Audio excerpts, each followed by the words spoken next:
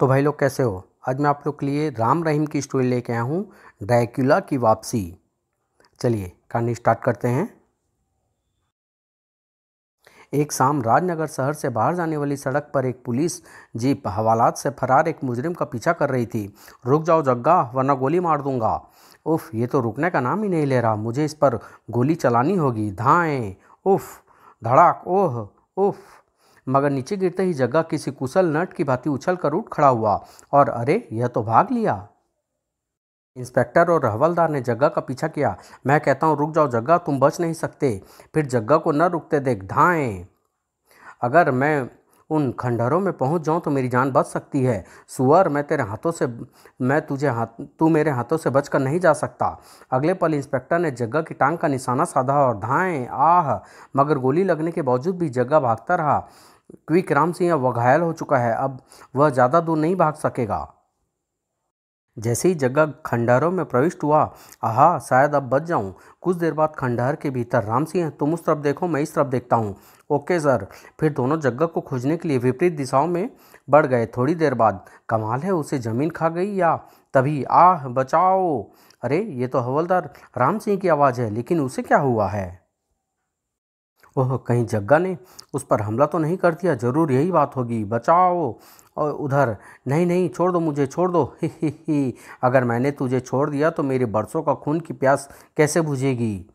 फिर पिशाच पि, फिर पिशाच सरीखे जग्गा ने जैसे ही अपने लंबे व पैने दांत हवलदार की गर्दन की ओर बढ़ाए, हवलदार राम सिंह हलाल होते बकरे की भांति चीख उठा, नहीं, आह, खून खून। और अगले ही पल ई शीघ्र ही हवलदार राम सिंह की आंखें मूंद गई। चप चप चप।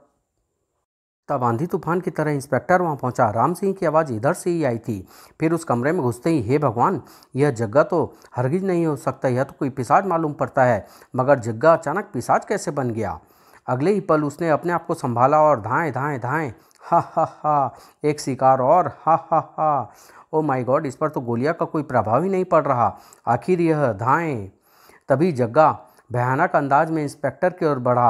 हा हा हा, मैं जग्गा नहीं बल्कि ड्रैकुला बालक हूँ इंस्पेक्टर। अब मैं तुम्हारे मुजरिम जग्गा के शरीर पर मेरा कब्जा है। अब तुम्हारा भी खून पीकर वर्षों बाद मेरी खून पीने की प्यास अच्छी तरह से बुझेगी। हैं ड्रैकुला बालक?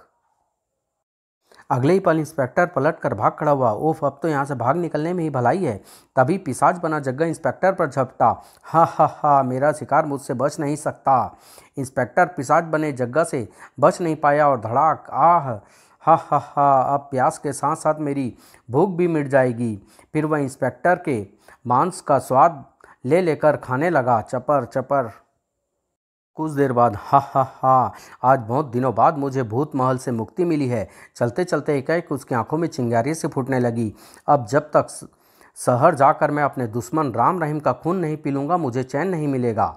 जब ड्रैकुला बना जग्गा उस खंडहर हो चले भूत महल से बाहर निकला, तब तक चारों ओर घनघोर अंधेरा फैल चुका था। उधर उसी रात पास ही एक सड़क पर, राम भैया, मैंने तुम्हें कितनी बार मना किया था कि इस पिकनिक पर मत चलो, पर तुम माने ही नहीं। अब न जाने कितनी रात गए घर पहुंचेंगे। अब चुप भी रहो यार, कॉलेज के ढेर सारे स्टूडेंट पिकनिक पर आए थे। अगर हम भी आ गए तो कौन सा तूफान मच गया। अब तुम ही बताओ, अगर बस का पहिया 2 बार पंचर नहीं हो जाता तो क्या हम समय पर नहीं पहुंच जाते? मुझे तो लगता है यह खटारा बस आज रात हमारी खाट खड़ी और बिस्तर गोल करके छोड़ेगी। तभी बस एक झटके के साथ रुकी और हाय रे, टूट गए दांत। उफ, अब क्या हुआ ड्राइवर, बस क्यों रोक दी? रेडिएटर गर्म हो गया है, पानी डालना होगा। पानी डालना होगा? लेकिन भाई, इस जंगल में पानी कहाँ मिलेगा? पानी का इंतजाम तो करना ही होगा, वरना सबको सारी रात यहीं काली करनी होगी। राम भैया, अब तुम ही कुछ करो, वरना वरना हम सबको आज की रात यहीं कूद कूद कर मरना होगा। ठीक है, आओ रहीम, कहीं से पानी का इंतजाम करके लाते हैं। लेकिन राम भैया, इस सुनसान जंगल में पानी कहाँ मिलेगा? बस से नीचे उतरकर राम ने टॉर्च जला ली थी। यहाँ पास ही कुछ दूरी पर भूत महल है, मुझे अच्छी तरह याद है। वहाँ कभी एक छोटी सी झील हुआ करती थी, हम वहीं से पानी लाएंगे। क्या भूत महल? क्यों, क्या हुआ? कुछ नहीं राम भैया, तुमने भूत महल का नाम लिया तो मुझे भूत महल वाले केस की याद ताज़ा हो गई। कितना खतरनाक था वह केस। अगर प्रोफेसर दिवाकर हमें न बचाते तो शायद प्रोफेसर शैतान और ड्रैकुला बालक ने हम सबको खत्म कर दिया होता।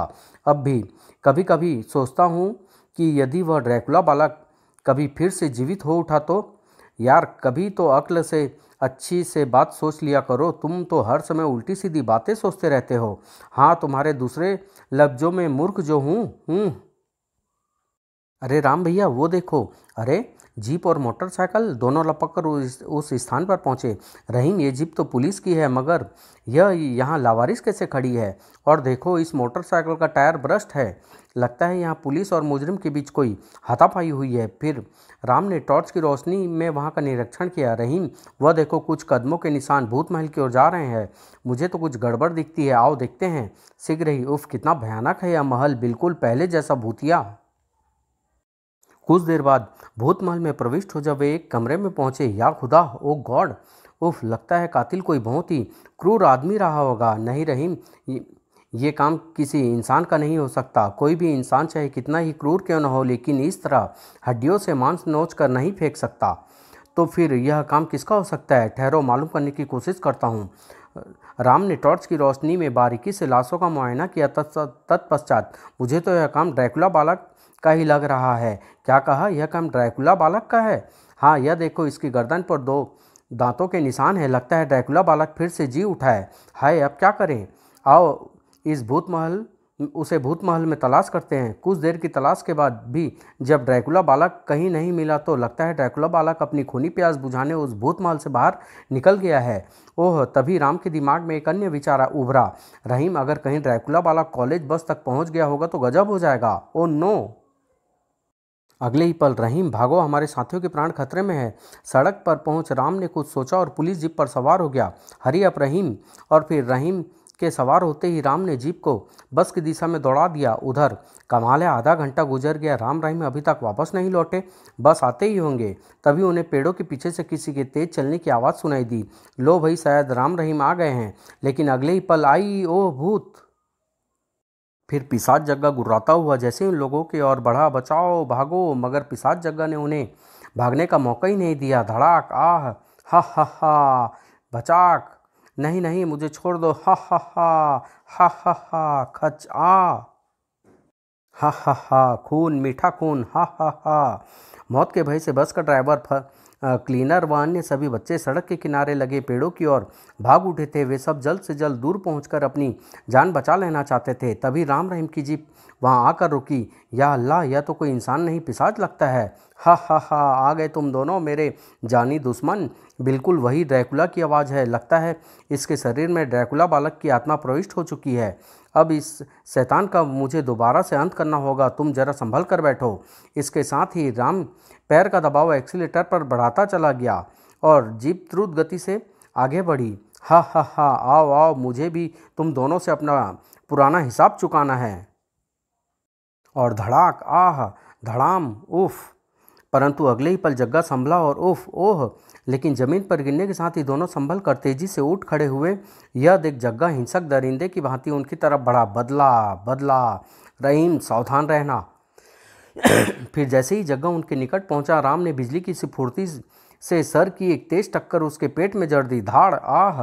हा हा हा! आज तुम दोनों मेरे हाथों से बचोगे नहीं। रहीम, भागो! भागकर कहाँ जाओगे चूहो? लेकिन पिशाच बना जग्गा तेज दौड़ में राम रहीम का मुकाबला नहीं कर पाया। भाग गए, पर कब तक बचेंगे मेरे हाथों से? जब तक मैं इनका खून नहीं पी लूँगा मुझे शांति नहीं मिलेगी। शहर जाकर मैं वहाँ ऐसी तबाही मचाऊंगा कि इन्हें सर के बल चलकर खुद ही मेरे पास आना पड़ेगा और शहर मुझे यह बस पहुँचाएगी। फिर वह बस में बैठा। हा हा हा! ओह ड्रैकुला बस लेकर शायद शहर की तरफ गया है। तुमने उसे जाने क्यों दिया राम भैया? हम ताकत में उससे पार नहीं पा सकते रहीम। अगर हम वहाँ से भाग खड़े नहीं होते तो वह हमारा भी खून पी जाता। ओह, लेकिन अब क्या होगा? वह तो कुछ ही देर बाद शहर पहुँच जाएगा। हमें तुरंत शहर पहुँचना होगा। आओ जीप को सीधा करते हैं। ईश्वर करे जीप का इंजन और कल पुर्जे ठीक ठाक हो, वरना मुश्किल हो जाएगी। कुछ देर बाद शुक्र है जीप का कोई क्षति नहीं पहुंची। हाँ, आगे एक फॉरेस्ट ऑफिस है, हम वहाँ से शहर टेलीफोन करके यहाँ और भूतमहल की घटना के साथ साथ ड्रैकुला के बारे में भी चीफ को सारी बात बता देंगे, ताकि वे इस संबंध में जो भी कुछ करना है जल्द से जल्द करे। जल्दी ही वाट! ड्रैकुला बालक फिर जीवित हो उठा। यह शिप और कुछ ही देर में बस नंबर DBP 167 द्वारा शहर में प्रवेश करने वाला है। आप तुरंत ही उसे रोकने का प्रबंध कीजिए, वरना अनर्थ हो जाएगा। ओह! फिर राम से संबंध विच्छेद करने के पश्चात चित्त मुखर्जी किसी अधिकारी से फोन पर संपर्क किया और उसे आवश्यक हिदायत देने लगे। यस यस यस, शहर की जंगल वाली सीमा पर सुरक्षा व्यवस्था कड़ी कर दो। बस नंबर DBP 167 के ड्राइवर को देखते ही गोली मार दो। और सुनो, शहर में सभी लोगों को सूचित कर दो कि एक शैतान शहर में घुसने वाला है, कोई घर से बाहर ना निकले। ओके सर, कुछ ही देर में शहर में एक भयानक शैतान जो कि ड्रैकुला बालक है प्रवेश करने जा रहा है, अतः आप सबसे निवेदन है कि आप अपने घरों से बाहर ना निकले और अपने घरों के खिड़की दरवाजे अच्छी तरह से बंद कर लें। धन्यवाद। ड्रैकुला बालक के पुनः जीवित होने की खबर सुनकर पूरे शहर में हंगामा मच गया। भागो भागो, ड्रैकुला बालक आ रहा है। हे भगवान, यह क्या हुआ? ड्रैकुला बालक की आत्मा किसी इंसान के शरीर में प्रविष्ट हो गई। अब क्या होगा? ओ गॉड, प्लीज हेल्प अस। या अल्लाह, इतने साल बाद वह शैतान कहाँ से आ मरा, जबकि शहर में व्याप्त भय से दूर कुछ बदमाश इस स्थिति का फायदा उठाने की योजना बना रहे थे। बॉस, वह ड्रैकुला हमारे लिए बहुत फायदेमंद साबित हो सकता है। रंगा ठीक कह रहा है बॉस, अगर वह एक बार हमारे हाथ आ गया तो दिल्ली की जौहरी बाजार को लूटने का आपका बरसों पुराना सपना पूरा हो जाएगा। ठीक है, तुम दोनों जाओ, ड्रैकुला का पता करके उसका पीछा करो और मौका मिलते ही उसे किडनैप करके दिल्ली वाले अड्डे पर ले आओ। Okay boss. उधर राजनगर बॉर्डर पर सब एकदम तैयार रहो, ड्रैकुला किसी भी समय यहाँ पहुँच सकता है। तभी सर, सामने से एक बस आ रही है, सब अपनी अपनी गनें संभाल लो। ओह इतने सिपाही, इसका मतलब मेरे स्वागत का इंतजाम पहले से ही हो चुका है। फिर जैसे ही बस गोलियों की रेंज में आई, यह वही बस है, फायर, अगले ही पर rat rat rat rat rat rat. लेकिन बस की गोलियों का बौछार के बीच से सुरक्षित अपनी तरफ आते देखकर सभी बुरी तरह बौखला उठे। बचो, वह सीधी हम पर चढ़ी आ रही है। लेकिन इससे पहले कि कोई बसता, आह उफ, नहीं, आह हा हा हा, धड़ाम, आह हाय। चारों तरफ मरघट का सा सन्नाटा छाते ही बस से नीचे उतरा। हा हा हा, खून मांस, चारों तरफ खून ही खून, मांस ही मांस। कितना मजा आएगा अब भूख और प्यास मिटाने में। और फिर वह वहाँ चारों तरफ फैले खून से अपनी प्यास बुझाने लगा। अपनी भूख और प्यास मिटाने के पश्चात वह किसी शराबी के समान झूमता हुआ शहर की ओर चल दिया।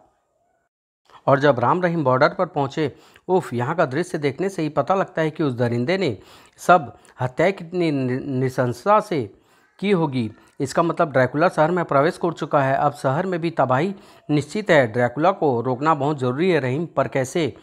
राम जीप को आगे बढ़ाता हुआ बोला, ड्रैकुला को अब केवल एक ही व्यक्ति रोक सकता है रहीम, और वो है प्रोफेसर दिवाकर। लेकिन हम प्रोफेसर दिवाकर को अब कहाँ ढूंढेंगे राम भैया? वो तो साधु हो गए थे। अगर ड्रैकुला को ख़त्म करना है तो हमें प्रोफेसर दिवाकर को ढूंढना ही होगा, और उन्हें ढूंढने में चिप ही हमारी मदद कर सकते हैं। कुछ देर बाद राम रहीम चिप मुखर्जी की कोठी में थे। यह सिर्फ ड्रैकुला को समाप्त करने के लिए हमें प्रोफेसर दिवाकर को खोजना ही होगा। लेकिन प्रोफेसर दिवाकर ही क्यों? क्या किसी अन्य वैज्ञानिक से काम नहीं चल सकता? नो सर, ड्रैकुला बालक को डॉक्टर शैतान ने तैयार किया था और डॉक्टर शैतान की सारी वैज्ञानिक विद्या प्रोफेसर दिवाकर ने ही सिखाई थी। इसलिए सिर्फ वे ही जानते होंगे कि ड्रैकुला बालक को कैसे समाप्त किया जा सकता है।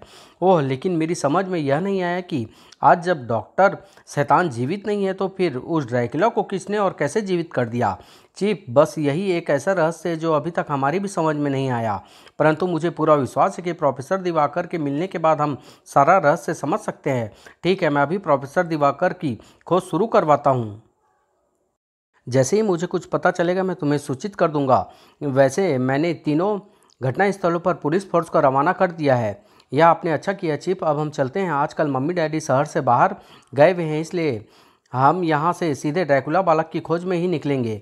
फिर राम रहीम एक टैक्सी पकड़कर बाकी की सारी रात ड्रैकुला की खोज में शहर का चक्कर लगाते रहे और अंत में हताश हो अपने कक्ष में आकर सो गए। सुबह ट्रेन ट्रेन ओह, शायद चिप का फ़ोन है।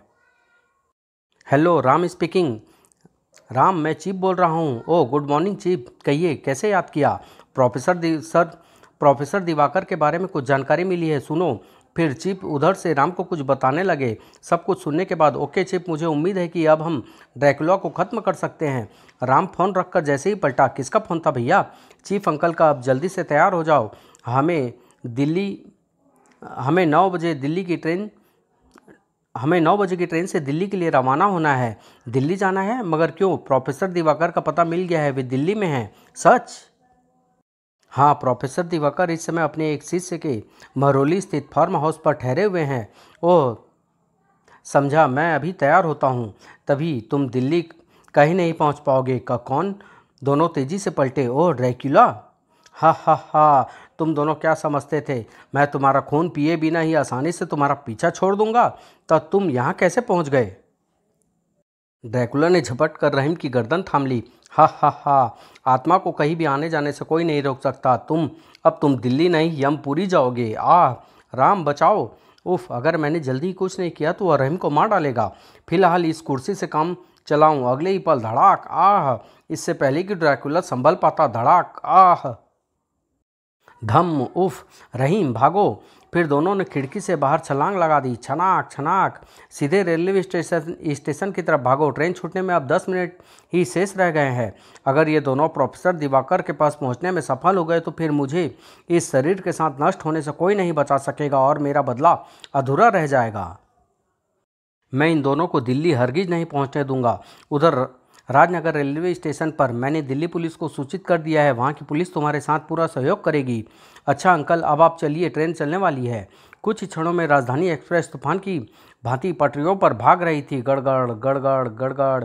प्रोफेसर दिवाकर से मिलने के बाद हम ड्रैकुला को ख़त्म करने की कोई ना कोई तरकीब खोज ही निकालेंगे। हमें दिल्ली में 2 दिन तो लग ही जाएगा और इन 2 दिनों में न जाने ड्रैकुला राजनगर में क्या क्या तबाही मचाए।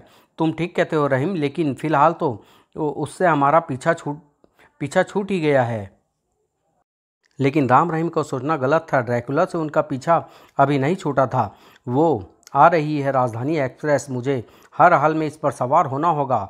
और फिर जैसे ही ट्रेन पुल के नीचे से गुजरी, आहा, पहुंच गया। हा हा हा! अब राम रहीम ही क्या, कोई भी दिल्ली नहीं पहुंच पाएगा। हा हा हा! क्या राजधानी एक्सप्रेस दिल्ली पहुंच सकी? क्या राम रहीम ड्रैकुला के खूनी पंजे से बच सके? अपराधियों के उस गिरोह का क्या हुआ जो ड्रैकुला का अपहरण करना चाहता था? क्या राम रहीम प्रोफेसर दिवाकर से मिल सके? आखिर ड्रैकुला की वापसी कैसे हुई थी? क्या राम रहीम ड्रैकुला को समाप्त कर सके? ये सब जानने के लिए नेक्स्ट कॉमिक्स का इंतज़ार करिए। ड्रैकुला दिल्ली में समाप्त।